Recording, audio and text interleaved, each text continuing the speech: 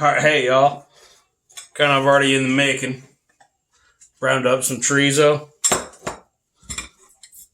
some taco meat, got some peas, some potatoes, some cheese.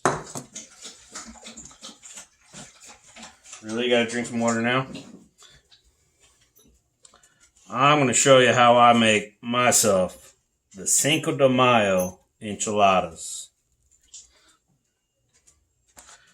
Now here's the flour tortilla. What I did is I just took the enchilada sauce, put it in a pan, brought it up to a simmer, dipped these in there, put 5 or 6 of them in, took them out, put it in another pan. After that, I take some of this chorizo.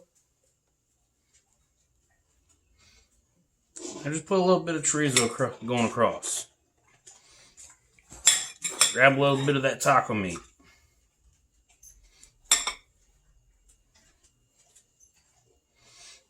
Grab a couple peas. You don't do a lot, just a few there.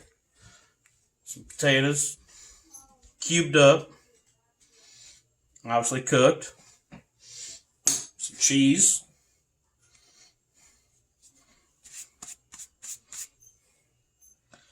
After that, take it,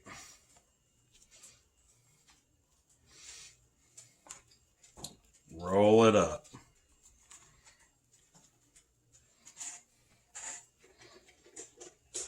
That, my friends, is how I do your enchilada. Show you one more time. I'm going to do one without peas just because my oldest don't like peas.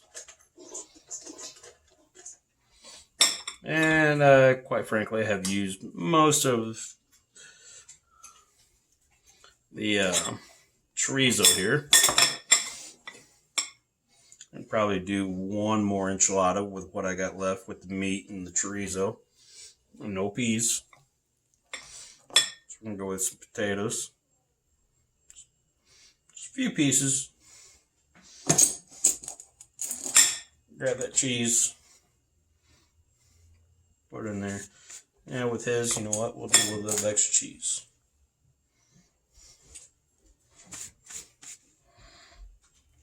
Do the same thing. Roll it up.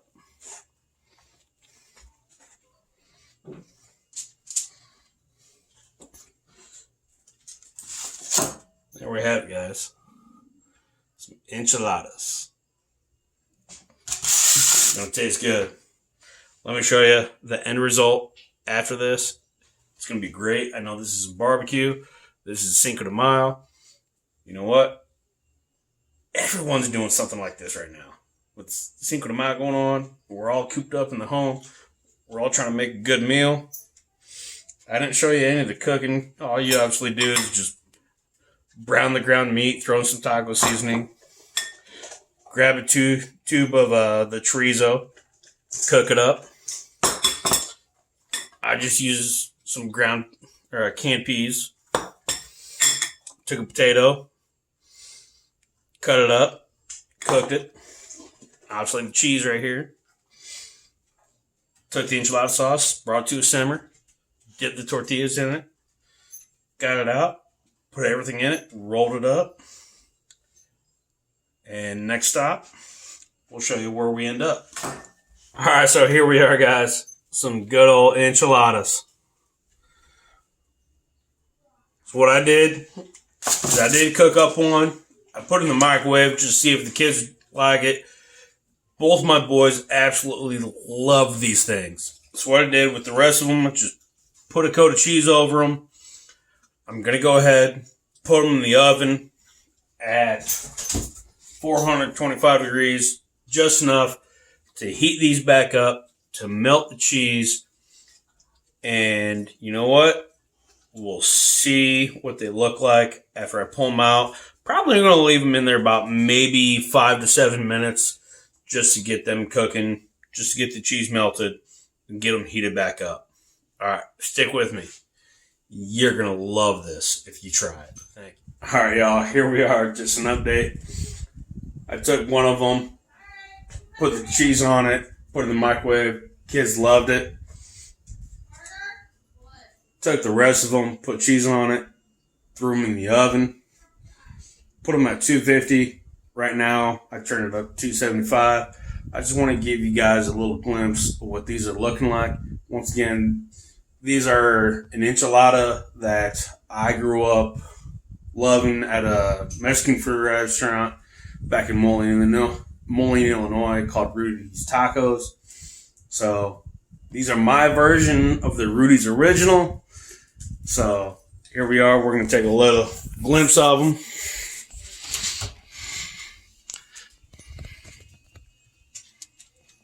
There you are. Next time we take a look, we pull them out, try them. So, alright guys, here we are. I already had to take one out for the wife. She was really hungry. What we're going to do, we're going to go ahead and take another one. I'll let these sit in the oven for roughly 15 minutes or so.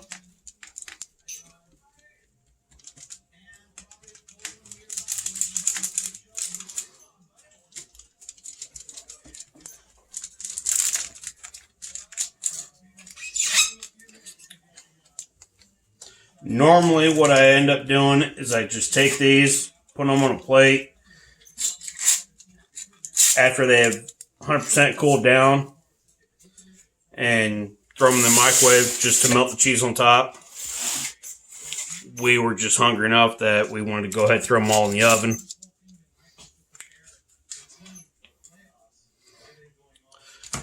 The other thing that I don't have is the lettuce and tomato to go on top. You know what? We're going to go ahead and give it a try.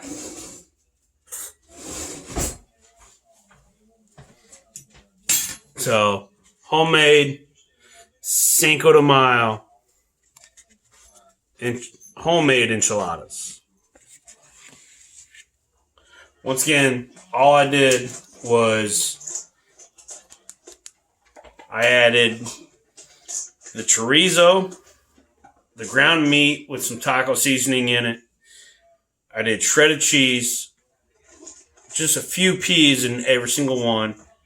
I cut up, what I didn't show you guys, and I'm sorry, but I did cut up a potato, diced it into roughly 1/8 by 1/8 cubes, put them in some boiling water for roughly about 15 minutes or so, emptied it out, put it in a bowl, and after I let the enchilada sauce warm up and simmer, this is our ending result.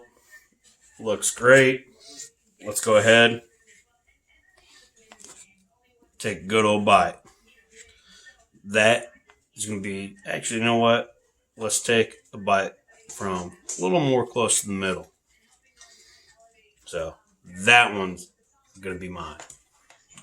Alright, guys. I'm not too big into using silverware, especially when I have these kind of gloves on. You know what?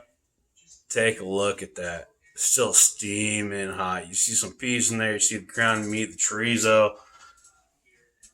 Hopefully this don't burn my mouth too bad, because it just looks and smells so amazing right now.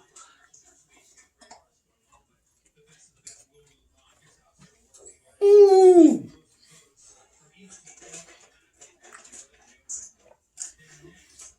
That's amazing. Just like I remember them when I was a kid. Teenager working back in the Mexican food restaurant. Maybe not the same ingredients that they use, maybe not the same enchilada sauce that they used. You know what? It turned out a hell of a lot better than I thought it was going to. Happy Cinco de Mayo to everybody. It sucks that we're all kind of hunkered down. You know what? Go ahead, try this sometime. I guarantee y'all are going to like it. I love it. My wife loves it. Even my boys actually said, you know what, Dad, this is good. So, I know I got something going when I do that. So, hey, catch me next time. Next time, we'll probably be back down in the pit. I know this is barbecue. Had to do it, though, because and it tastes great. See you around, guys.